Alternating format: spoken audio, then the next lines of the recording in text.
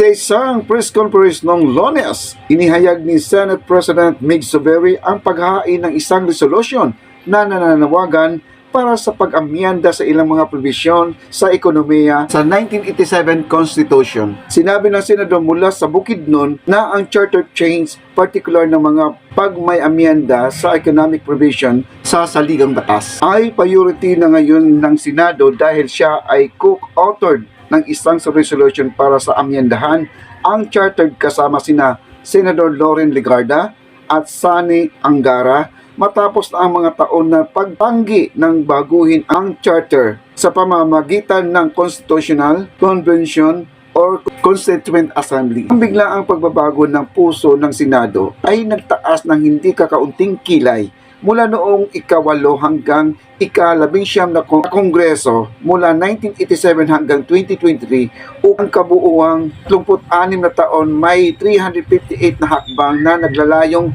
amyendahan ang 1987 Constitution ang inihain sa kapulungan ng mga kinakatawan. Sa bilang na ito, halos 100 panukalang batas na nananawagan para sa pag-amyenda sa pamamagitan ng batas kung saan nagkahiwalay ang pagboto ng dalawang kapulungan.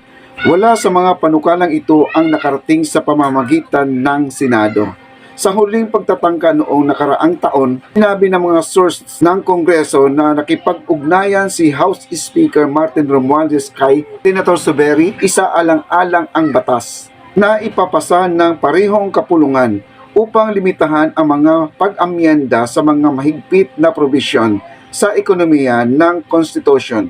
Ngunit iyon masyado ay hindi umunlad. Kaya ngayon, sa angkop ng pagkasabi ng isang mambabatas, lahat ng panukalang batas o resolusyon ng Kamara na nagmumungkahi sa amyendahan ang charter sa pamamagitan ng alinman sa mga tatlong paraan na itinakda sa mismong Constitution ng 1987 DOA Dead on Arrival sa upper chamber.